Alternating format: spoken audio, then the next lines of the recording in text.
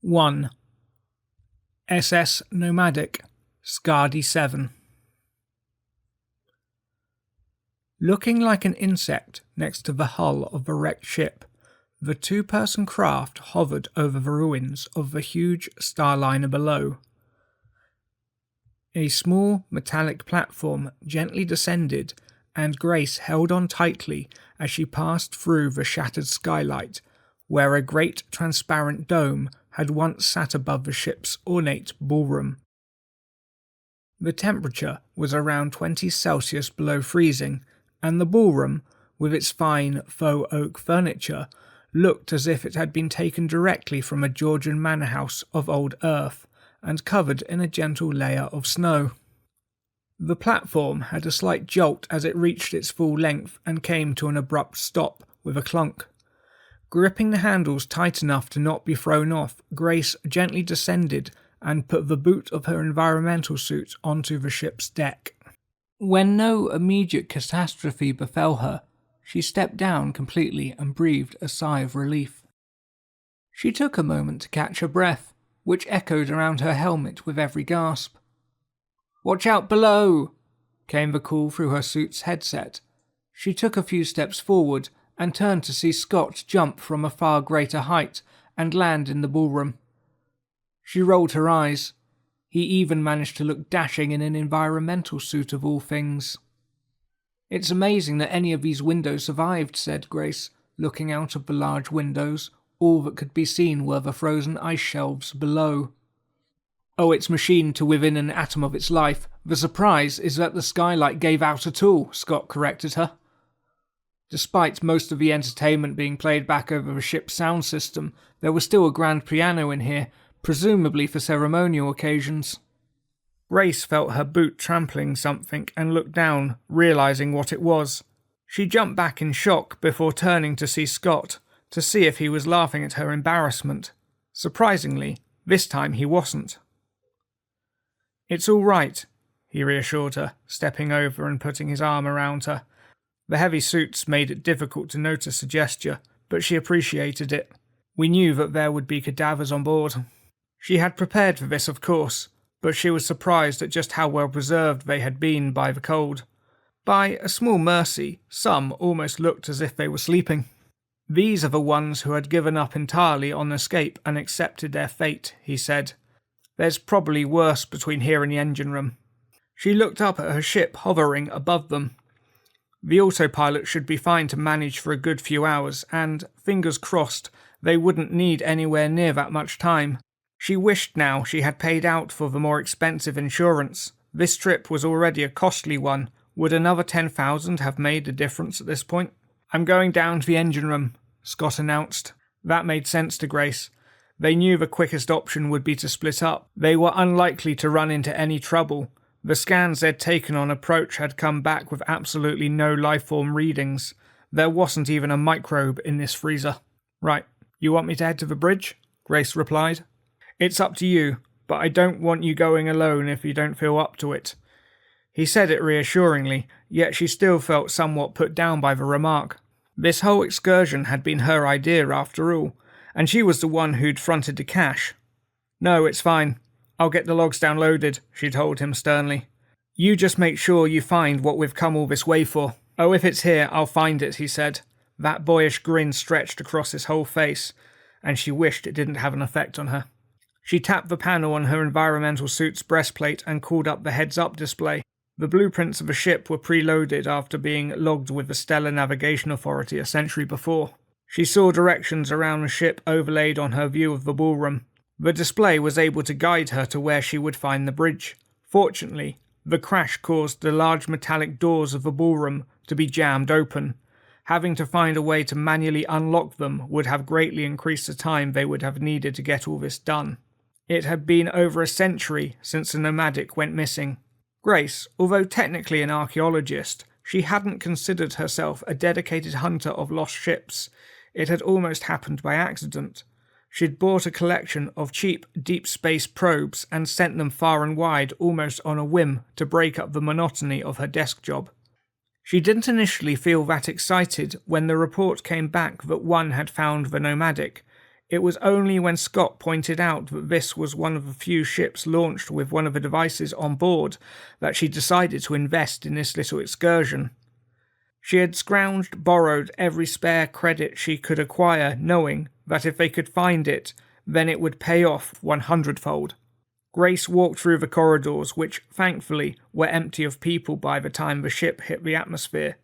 The people who were getting in the escape pods had already departed, and those who were left would have given up trying, instead braced under a table or gathered in places such as the ballroom to wait for it to be over. A quarter of an hour later, Grace had reached the forwardmost section of the ruined ship.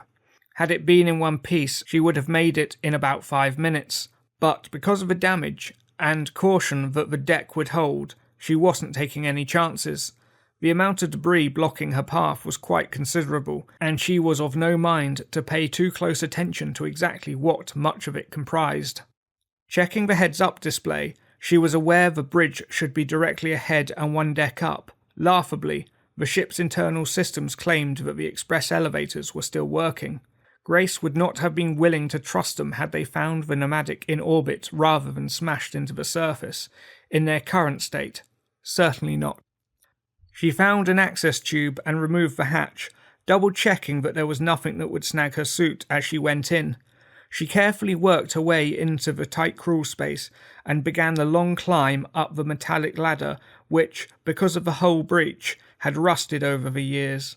She began her ascent, carefully testing her weight before climbing when it didn't immediately collapse into dust. The vertical push was faster than the rest of her journey through the ship had been. The hatchway on A deck easily slid off, and she found herself directly outside the main bridge. She was not alone. She counted 5 bodies outside the closed and sealed glass door. Fuck, she thought. This just got a hell of a lot harder. Whatever went down here in the ship's dying moments, it had many people panicked, and some of them had evidently tried to gain access to the main bridge. This was not good. Whoever was piloting the ship in its final minutes had used the emergency bulkhead to seal themselves in. She wouldn't be able to make it past this. These people had died trying. What did she have that they didn't? But as she looked over her heads-up display, informing her she had reached a bridge, she realised that, despite the panic setting in, all the money she had invested was wasted, and she never had a chance of making it back. There was one thing she had that none of these people 100 years ago had: access to the system in her suit and the network it was part of. "Computer," she said, "load up the company records, see if you can find the override codes to the emergency bridge bulkhead." The system was slow to work. It would have to be sending the signal from her ship out to the nearest comms relay, which wasn't in this system. Her eyes glanced at the icon indicating exactly how weak the signal was. She took a deep breath, grateful that it was from the supply in her sealed suit. Whatever the air in the ship, even if it was breathable, it must stink. A report flashed up over the ship's deck plans with a 9-digit code. Had that gamble actually worked? She refused to believe it until she got the bulkhead open, but she made her way to the nearest computer terminal, pulling a power supply pack from the back of her belt and attaching it to the terminal, something she wouldn't ordinarily put conscious thought into, but working through her suit's gloves made it a much more complicated matter. The terminal flashed into life. The readout was blurry, the image duplicating. She entered the code. Although muffled by the suit, she could hear the loud clanging sound of the bulkhead's mechanisms coming back into action. After all these years, the large, thick door began to move out from its closed position as the mechanisms groaned, followed by a clang as they stopped as suddenly as they had started. She held her breath for a moment, hoping it was a momentary glitch, but no such luck. She looked at the display terminal, but an update wasn't forthcoming. The screen still displayed the code accepted message from a moment earlier. A line of static rolled down the display, distorting the readout momentarily. It was monochrome, which would have been outdated even when this ship was new. She hit the panel with her gloved fist, not expecting it to do any good, but to let out her frustration. She had to get to the bridge. The black box would give them what they needed to know, and the engine room would hopefully give them the tech they required. Resigned to the fact she wasn't getting in, she turned around and started heading back to their agreed meeting point in the ballroom. The next hatchway was already open, so she started to make her way through it when the groaning kicked back in. Grace turned to see the bridge bulkhead open fully, stepping back and turning around as she noted a rush of air into the sealed space. Lights started automatically coming on. She withdrew the power pack from the display terminal and started looking through the bridge consoles. Her HUD's superimposed readout identified which system each console was responsible for. The bridge was almost entirely empty, except for the remains of one person slumped over a console. They appeared to be better preserved than those cadavers that had been exposed to the elements, but that was still not saying much. Grace groaned when the readout inevitably identified the console that they were slumped over as the one she needed to access. Once again, grateful for her suit, she made her way through the bridge and pushed the body aside. It fell to the deck without much effort, and she hit the power pack into the console that sprang into action almost immediately. She needed the ship's black box recordings, information about exactly what had happened here and why they had ended up on the surface of this planet. Grace began to search through the file structure. It was pretty standard, much like what most navies were still using, something not too dissimilar, but where she expected to find the logs, she only came across half entries, dates and coordinates, but nothing more, as if the file had corrupted, which, given time and storage conditions, may seem not unexpected, but the black box was specifically designed to last in extreme circumstances. She looked into the system logs. Someone had been tampering with it. Her main suspect lay crumpled in a heap at her feet. Not much she could do about that now, but that meant in all likelihood they were still somewhere to be found. She realised the most likely place was on a data chip somewhere in the remains of his uniform. That was not what Grace had hoped when she came on board, but she leaned down and started patting away for any signs of profits. Nothing. The media had to be nearby, somewhere. "Where have you put it?" she asked the dead man. Running her hands along the corpse's jumpsuit, she found an item had been stowed in the sleeve pocket of the pilot's right arm.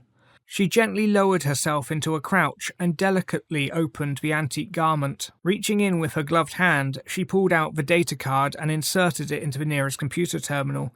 It took a moment for the system to come online, but sure enough, it was the black box data. Why had the pilot spent so much of his final moments trying to conceal what had happened here? She disconnected the card and attached it to her belt. Grace wanted to know why the ship had changed heading. The bridge was cramped with just 2 of them in there, and there were 10 different workstations. She dreaded to think how it would be with a full contingency on board. Walking around the entire room, she couldn't see any obvious signs of why they had gone so far off course. The likely spot was the navigation station. Taking the power terminal from the computer interface, she now installed it on the navigational system. Grace tried to initiate a holographic map of the ship's course. For a moment, it looked as if the system would kick in as a bright light started to project from the station, but flicked off as quickly. Instead, she had the screen show a 2D representation. The liner had been on a standard route that it completed every few weeks. The idea of it going so far astray was completely unheard of in the industry, part of the reason the legend of the Nomadic had continued to capture the imagination generations later. She looked at the red line illustrating the ship's course and had the computer roll back the time frame, showing how it had moved from the standard route back to port before playing it forwards again.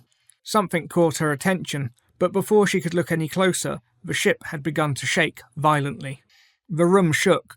A metal mug on the pilot station fell to the deck, and some of the overhead bulkheads seemed very loose. It was a shipquake. Grace felt panic take over. They had considered many scenarios, but the superstructure collapsing had not been one of them. These ships withstood pressure from more extremes than found on Skadi 7. This should not be happening. She thought about Scott. It had been a mistake for them to split up. They'd only been together for months. It had started slow at first, just spending time as friends, and then something more. And now, they were both going to die. Alone. Grace ran her hand across her belt, checking for the data card with the black box data. It was still there. She began to turn and walk as quickly as she felt safe in doing so, out of the bridge's rear exit. There was a massive groan as the ship shook, and Grace realised with alarm that the automatic bulkhead was sealing the bridge off, an automatic measure in case of emergency. She ran as quickly as she could towards the rapidly closing entranceway and threw herself into the air, crashing through towards the deck behind it. For a moment, it convinced her she would lose at least one of her feet, which would no doubt leave her suit compromised, making dismemberment the least of her problems. Luckily, the worst she got was bruising. She lay on the still shaking deck plates as the bulkhead slammed shut. She got to her feet and started running aft, climbing down to the deck below. She wasn't about to be as precious as she had been on the way in. If the deck plates were going to give out, it wouldn't make a difference now if she was walking cautiously or sprinting. Opting for the latter, she ran through the corridors, leaping over various debris that scattered the walkways, not giving much thought to what or who it may have once been. The last of the ballroom's glass ceiling rained down. It was now completely destroyed where previously shards had remained. She leaned her right arm up against the bulkhead to steady herself. The ship was now stabilizing and the shaking was stopping. Panting, she looked around. There was no sign of him. She had her suit's comlink switched on. "Scott," she called. "Where are you?" Grace listened to the static on the channel. The seconds passed with no reply. She walked over to the spot they'd first dropped down. Her ship was still hovering above the Nomadic, and she accessed the onboard computer to send down the retrieval platform, which began slowly making its way down. There was a crash behind her. Grace immediately regretted not spending the extra credits on a sidearm. Having thought there would be no need on a derelict ship on a frozen waste, it would have been a great comfort to her right now. She turned around and saw Scott. A grin automatically broke out across her face as she rushed over to him. He was limping but carrying the engine part. He had found it, an actual graviton accelerator. "Are you all right?" she asked him. "I'm fine," he said, waving it off. "Better than fine. I found these." He waved a large box of surprisingly intact and well-preserved cigarettes. "Someone left these in a stasis cabinet." Grace looked at the retrieval platform. There was only room for one at a time. "You go first," she insisted. "No, don't be ridiculous. There's plenty of time," he argued.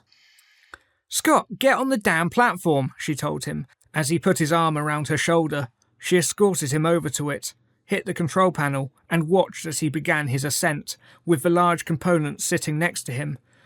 Relief spread over her as he leaned against the side rail. Hopefully, whatever his injury was, it wasn't too painful. Then, she watched as he stood up to his full height and threw her a salute. "Thanks for this, Grace. You've been amazing," he said, with almost a laugh. "The fuck?" Grace yelled at him. "You're not injured?" "No, and thanks for the ship. I could never have afforded this one." She'd been played. Not only had he taken the thing they'd come all this way for, but he was taking her ship, the one she'd been left with the bill for. "Get back here! You bastard!" How the hell was she going to pay for it without that find? It was doubtful there was anything else of value on the ship. Some jewellery, sure, but certainly not of the quantity needed to pay off this risky venture.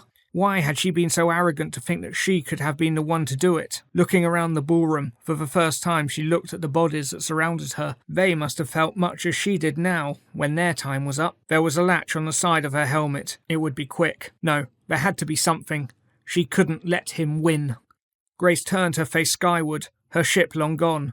She thumbed the comm unit. "Hello, all stations. This is Grace Dakota aboard SS Nomadic. Location Scardy 7. Is there anyone out there that can hear me?" An error message flashed up on her HUD. With her ship gone, her suit's signal was too weak to reach the nearest comms relay. No one was coming. Shit. 2. SS Nelson. Emira. Nathan Chase walked down the metallic corridor of the SS Nelson. It had been 3 weeks since they left port at Santiago. Like most of the crew, he was keen to have some shore leave on the planet Emira, a world in the Alpha Persei Cluster. It was one of the newest settlements, barely 2 years old, made up of mostly farmers. The Nelson was a frigate that, whilst not the newest, Chase was proud to be the executive officer aboard. Originally a scout ship during the early days of colonization out in the cluster, and had been the first ship to visit some of the worlds that now held the largest populations out here. These days, the Nelson was used for small-scale cargo runs. It had been an uneventful trip escorting a cargo hauler of grain and sheep. The ship had taken up the main cargo hold for the trip out, along with hay bales and fencing to keep them getting to the hold's door.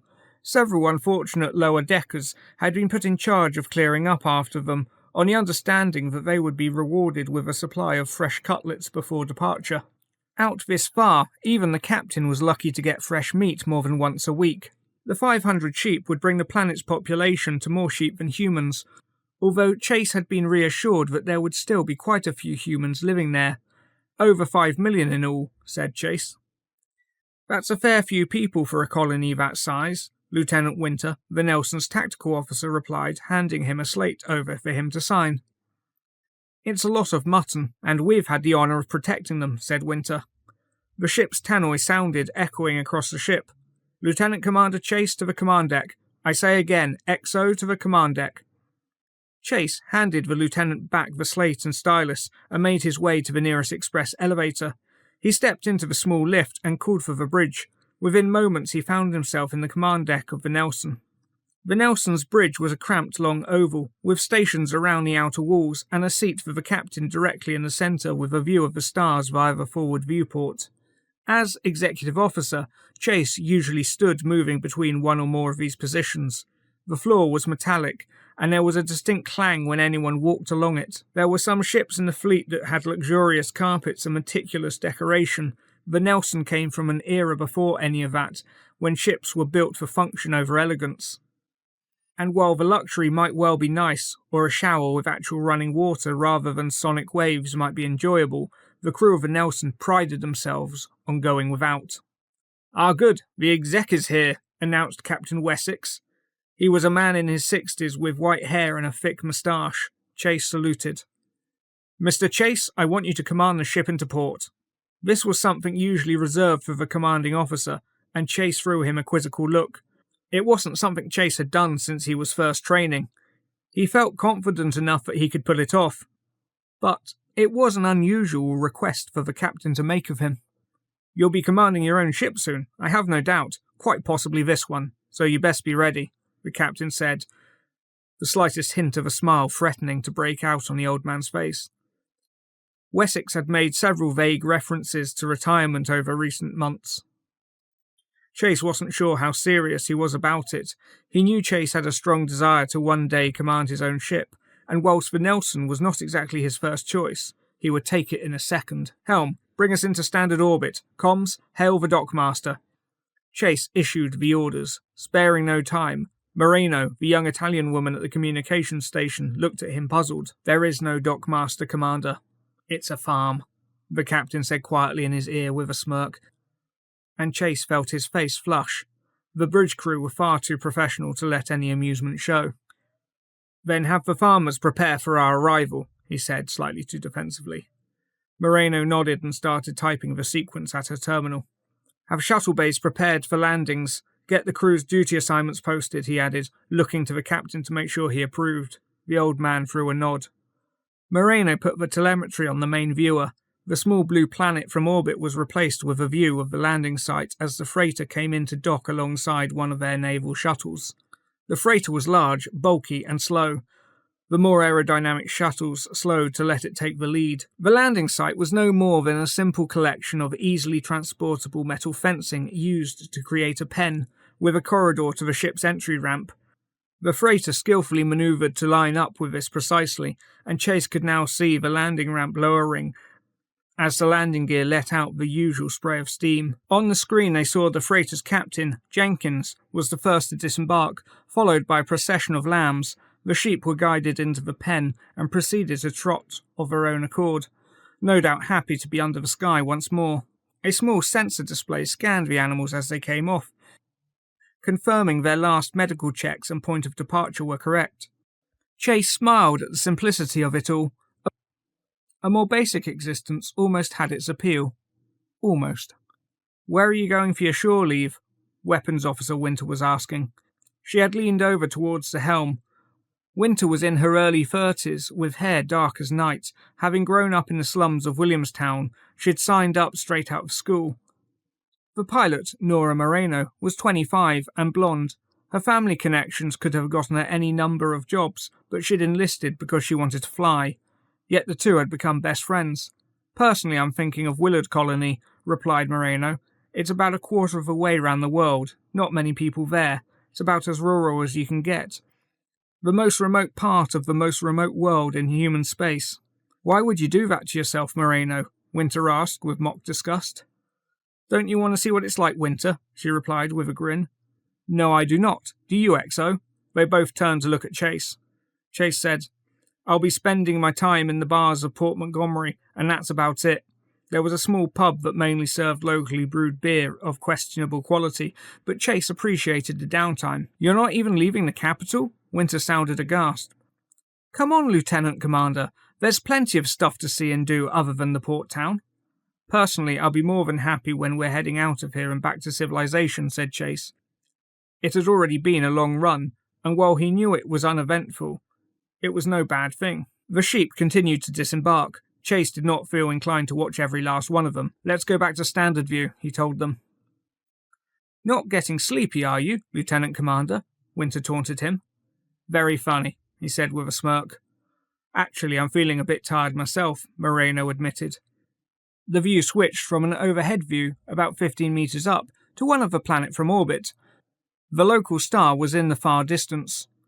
The ship's systems toned the brightness so it wasn't uneasy to look at. The main colonies were on the day side of the planet, with the night intersecting to the left of the image. A bright flash shot across the screen. It was so fast Chase almost missed it. A moment later, two more followed it on an almost identical trajectory. What was that? He asked the crew. Lax in their initial oversight, immediately got to work. I'm not detecting anything, Winter reported, managing to keep most of the panic from her voice. Wait, she said. There was something. It's heading towards the surface. Where? Chase asked. Out near Willard Colony. No, right on top of it, said Winter, the concern now growing in her voice. The screen switched over to an orbital view looking down at Amera's northern hemisphere. Willard Colony was on the night side. An icon on the screen highlighted its location where several lights could just be made out. Chase watched on the screen as a bright flash erupted from the smallest settlement before immediately dissipating. Missile strike, Winter confirmed. Holy shit, Chase muttered under his breath. Someone had just attacked one of their colonies, probably their most insignificant. Why? What the hell could this mean? Red alert, he yelled. Klaxons began sounding throughout the ship, and lights flashed. He could hear his orders being repeated on internal comms. Confirmed missile strike at Willard Colony, said Winter. Life signs, Chase asked. Logically, he knew no one could have survived what they had just seen, but for the moment, he had to hope there was at least a possibility. Had someone intentionally targeted Willard, or blind luck to hit the only settlement in that area? Winter worked her control panel, her hands moving like a pianist at the top of their game. Chase took a deep breath and calmed his nerves. He had trained for similar scenarios, but finding himself here and now was entirely different. I'm not detecting anyone within 20 kilometers of the strike zone, said Winter. Willard Colony had a population of 5,000, said Moreno, all emotion drained from her voice. Chase knew that they had to determine where the attack had come from. Those missiles must have come from somewhere. Any other ships in range? Chase demanded. He was using the small interactive panel on the arm of the captain's chair to monitor the local system, but was not detecting anything. That made no sense. Where had the missiles come from? We're the only ship in the system. Those missiles had to come from somewhere. A horrible thought occurred to him. He looked over to Winter. Weapons. I want a tally of our missiles. Confirm that we didn't fire. You think that could have come from us? Asked Moreno, with a look of shock. On it. Winter messaged the weapons control room. No, there's no one else here. If there's been a missile strike, how else can we explain it? We need to cover all the bases here, said Chase. Have our shuttle on the ground get out to Willard Colony and help anyone they can. On top of that, see if they can find out what happened, Chase told Moreno, now at comms, who nodded and relayed the orders. Shuttle 1, this is Nelson. It's confirmed. All missiles are accounted for. We did not fire. Winter reported. Chase felt his muscles relax for a moment. That was something at least. But if not them, and they were the only ones here, where had they come from? Who did then? We need answers, Chase said. And then on the forward viewport, the night sky lit up like the apocalypse. More missiles inbound, Winter yelled. Where are they coming from? Demanded Chase. Can we get a weapons lock? Not possible at this time, replied Winter. I've been tracking their flight paths and they appear to be coming from outside the system. The missiles fired down on the planet, many of them focusing on the capital, Port Montgomery, but they hit in distinguishable bursts. Bright yellow and red flashes began to appear all across the surface of Hemera as multiple settlements were struck from above. They continued to come. Captain Wessex quietly stepped over to the command seat and gently spoke. You've done a very good job, Chase, but I'm taking over. The captain said not unkindly. Chase nodded and stood up from the centre chair. Comms, the captain ordered. Let's bring that shuttle up. Cancel their previous objective. Once they're on board, initiate evasive manoeuvres. Get us as clear as you can from this weapons fire. Aye, Captain, Marino replied. The main screen showed the planet falling away as the ship pulled out to a higher orbit. An overview of their readout indicated how close the shuttle was to docking. Even from here, Chase could see smoke billowing up into the atmosphere from the various impact sites. Weapons. Wessex turned to Winter. Try to take out as many of those as you can. Yes, but they're small and there's not much to lock onto, replied Winter. I understand. Do what you can, he replied calmly. Chase had to admire the old man. There were officers half his age that would not be able to hold their nerve in this situation. Everyone on the bridge was quick and professional. Chase was proud of the crew he'd overseen for the last few years. They were keeping their heads under remarkable pressure. He moved over to the science station. It was unmanned usually. They would need to run samples, but there were far better equipped vessels, and not something that the Nelson was often expected to do. Chase reran the short and long-range scanners. He watched as the readouts displayed only a rotating circle as the scans were carried out, and suddenly the readings started showing on his screen.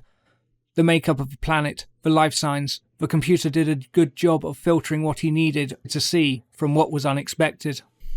The planet was lucky to get one ship to visit a month, and for most months that ship was the Nelson. Why would anyone be shooting an undefended farming community? The frustration was palatable. Comms, said the captain. Transmit a distress call. Priority 1. Marino got to work sending out the signal as instructed. Confirm that the nearest comms relay picks up, he added. The nearest comms relay was 2 light-years away. It would multiply the signal and get it back to naval headquarters in hours, not days. Chase saw Marino working her console. They stared, waiting for the confirmation light to come on their screen. Usually, this was instantaneous. That was not a good sign. 2 light-years was far enough out that it couldn't have simply been caught in the crossfire. Sir, I can't get confirmation that the relay has picked it up. If that was the case, then it could be 3 or 4 days before naval headquarters knew that there was a problem at all. It would be about the same before they could get another ship out here. Thoughts, Mr. Chase? The captain asked. Chase knew his training. It was to protect those in need, but sometimes that meant a different course of action. Sir, while we need to prioritise saving civilian lives, we're on our own out here, and command needs to be made aware. Something could take us out at any moment. Something like one of those missiles, concurred the captain. Where's the shuttle? Docking now. Chase checked the readout on the forward viewport. Wessex nodded. Move us out to the far side of the nearest moon and use the ship's countermeasures against as many of those missiles as you can. We'll withdraw as soon as they're aboard. Very good, sir, replied Winter. Wessex then switched the comm unit on the side of his chair. Medical bay, this is Captain. Prep an emergency shuttle to assist the wounded on the planet's surface.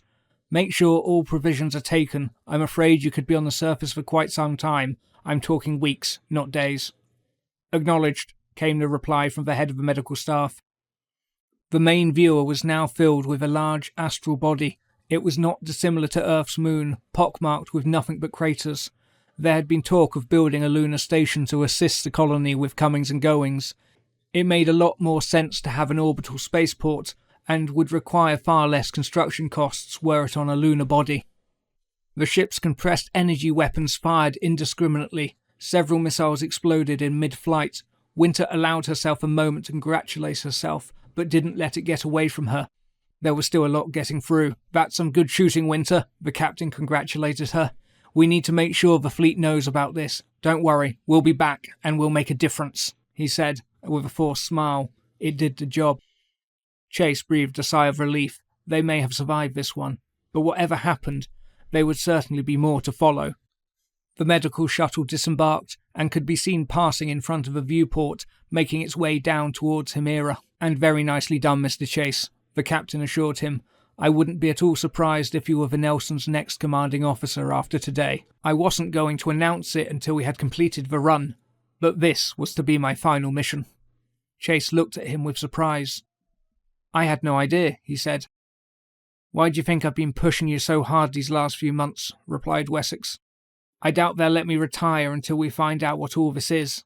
The captain noticed they were still not moving. Something must have gone horribly wrong. "Sit rep," demanded Wessex.